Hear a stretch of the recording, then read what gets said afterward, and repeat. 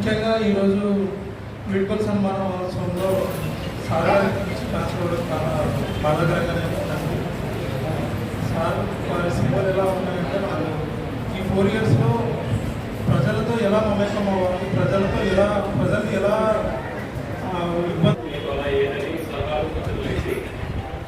నేను నా వంతు కృషి చేసేలాగా దాంట్లో మేజర్ రోల్ ప్లే చేశారు. ప్లే చేసి ఇప్పటికి ఒక ఏగా నేను ఎలా ఉండాలనేది దాదాపుగా సార్ చూపించిన విధానమే నాకు ఎగ్జాంపుల్. అంటే వర్క్లో ఏ రకంగా ఫాలో చేశాను, దాదాపు మా వర్క్లో మేజర్ రోల్ ప్లే చేసి ఫాలో చేసుకుంటా దాంట్లో వర్క్లన్నీ కంప్లీట్ అయ్యేలాగా ఉంటారు. చేసిన కౌన్సిలర్లకు, సచివాలయ సిబ్బందికి, మున్సిపల్ సిబ్బందికి, విలేకరులకు ధన్యవాదాలు తెలుపుకుంటున్నాను. ముఖ్యంగా మనం ఒకటి గమనించాలి, మనది నగర పంచాయతీ అయినాక మొట్టమొదటి కమిషనరు, ఇక్కడ ఉండే స్టాఫ్ మొట్టమొదటి సచివాలయ స్టాఫ్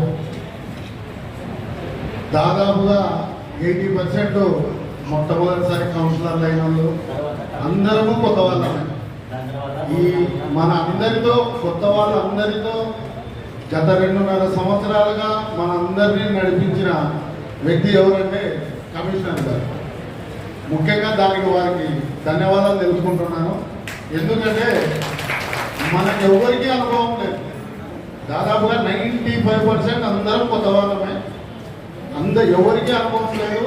అటువంటి అనుభవం లేని వాళ్ళతో అందరికీ సర్ది చెబుతూ, పార్టీలకు అతీతంగా ఎవరికి చెప్పాల్సిన విషయం వారికి చెబుతూ, ప్రతి ఒక్కరిని సమన్వయంతో ముందుకు నడిపించుకొని ఇంతవరకు తీసుకొని వచ్చినందుకు వారికి ధన్యవాదాలు తెలుపుకుంటున్నాను. రెండోది, నాకు తెలిసి ఆయన ఫిబ్రవరి 2020లో వస్తున్నాడు. వస్తేనే ఆయన టాలెంట్కి ఒక పరీక్ష లెక్క కరోనా వచ్చింది. ఆ కరోనానైతే వాస్తవంగా వాయినై జయించినాడు. ఎందుకంటే శానిటరీ చేయడం కానీ, ప్రతి ఏరియాను జాగ్రత్తగా చూసుకోవడం కానీ చాలా జాగ్రత్తగా చేసినాడు ఆయన. స్టాఫ్తో ఎట్లా పని చేయించుకోవాలని చెప్పేసి కరోనా టైంలో. దాని తర్వాత ఇంతవరకు ఆయన మన బేతం జిల్లాకు రాకముందు ఎక్కడ చేసినాడు, గూడూరు, పొద్దుటూరు ఈ ఏరియాల్లో చేసినాడు. కానీ డెవలప్మెంట్ అనేది కూడా ఆయన ఉన్న టైంలో జరిగినట్టు ఇంతవరకు బేతం జిల్లా చరిత్రలో ఎప్పుడు జరగలేదు. అది అంతా ఒక రకంగా చెప్పాలంటే మన అదృష్టం. వారు కూడా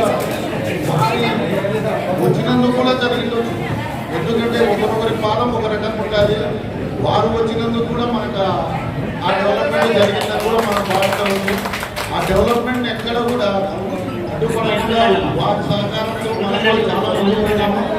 దాదాపుగా అన్ని ఏరియాలు ఎక్కడ రోడ్లు గుర్తించి నాకు తెలిసి దాదాపుగా అన్ని టెండర్లు కూడా ఉంటాయి. సరే, కాంట్రాక్టర్ కొన్ని వల్ల కాంట్రాక్టర్ రోడ్లు అయిపోవచ్చు. ఇప్పటి వరకు అయితే బేతం జిల్లా వరకు మనం ఎక్కడ చూసుకుంటే 90% రోడ్ల వరకు టెండర్లు అన్నీ కంప్లీట్గా అయిపోగొట్టినాయంటే ఒక్క ఆయన చదివి అని చెప్పేసి నేను ఖండపదంగా చెప్తున్నాను. సార్, మళ్ళా మా అవకాశం ఉంటే ఖచ్చితంగా మీరు మళ్ళా ఒకసారి బేతం జిల్లాకి రావాలని కోరుకుంటూ సెలవు తీసుకున్నాను. మొదటగా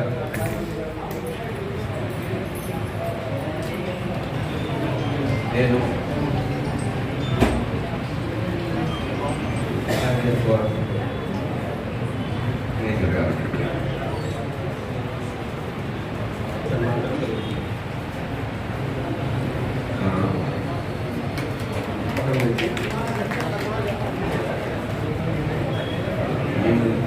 నా చేతిలో పెట్టినందుకు కృతజ్ఞతతో ఉంటాను. అంతేకాకుండా మీరు చూపించిన ఈ అంతరాలు జీవితాన్ని రుణపడి ఉంటాను. నా జీవితంలో ఈ 23 సంవత్సరాల ఉద్యోగ ప్రస్థానంలో మీరు చూపించిన ఆదరణ, అంటే ఈ ఊరు ప్రజలు చూపించిన ఆదరణ నేను ఎక్కడ ఇంతకుముందు గతంలో పొందలేదు కాబట్టి ఫీలింగ్ ఉంటుంది. విభాగాల వారీగా చెప్పుకుంటూ వస్తే ఆఫీస్ స్టాఫ్ కానీ ఇద్దరితో వచ్చాం. ఇప్పుడు దాదాపుగా ఒక 50 మంది అయినారు. మున్సిపల్ స్టాఫ్, అంతేకాకుండా ఇటు కౌన్సిలర్లు అయితే కానీ స్టాఫ్ అయితేనే, సచివాలయ సిబ్బంది అయితేనే, పక్కన బయట ప్రజలైతేనేమి అందరూ బాగా సహకరించారు. నేను బయటికి పోయినప్పుడు కూడా వేదం జిల్లా చాలా డిసిప్లైన్డ్ ఊరు అని నేను అందరికీ గర్వంగా చెప్పుకుంటాను. మొన్న కూడా అనుకోవడంలో చైర్మన్ గారితో కూర్చొని డిస్కస్ చేస్తున్నప్పుడు ఇక్కడంతా కొంచెం చిల్లర జనాలు తిరుగుతున్నారు ఆఫీస్ చుట్టూ. పని లేని వాళ్ళందరూ వచ్చి ఊరికే చుట్టూ ఆడా కూర్చొని చేస్తున్నారు. మా ఊర్లో ఇలా ఉండదు. పని ఉన్నవాడు ఉంటాడు, పని ఉన్నవాడు వస్తే మా స్టాఫ్ ఎదురుపోయి పని చేస్తాం మేము అని గర్వంగా చెప్పుకున్నాడు. అయితే మా స్టాఫ్ చాలా ఇన్స్ట్రక్షన్స్ ఉన్నాయి. ఎవరిని 5 నిమిషాలు కూడా నిలబెట్టొద్దండి. ఎవరిని ఆఫీస్ స్టాఫ్ నిలబడితే అతన్ని పిలిపించి నీ పని ఏంటో చూసుకొని వెళ్ళిపోండి అని చెప్పిన ఇన్స్ట్రక్షన్స్ ఉన్నాయి.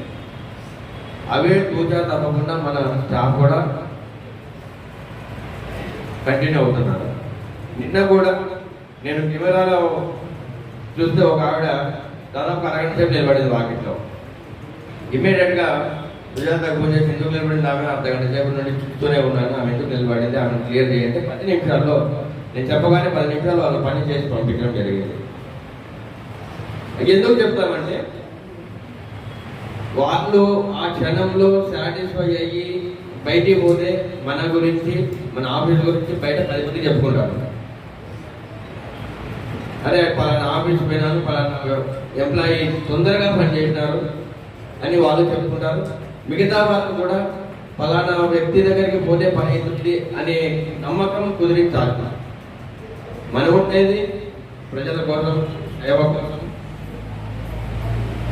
కాబట్టి ప్రభుత్వ ఉద్యోగం అనేది నేను చాలాసార్లు 100 సార్లు చెప్పిండా అందరి ఎంప్లాయీస్కి. దేవుడు మనకిచ్చిన అవకాశం, సేవ చేయడానికి దేవుడు మనకిచ్చిన అవకాశమే ఈ ప్రభుత్వ ఉద్యోగం. ఈ నమ్మకంతోనే పనిచేయండి. Thank you.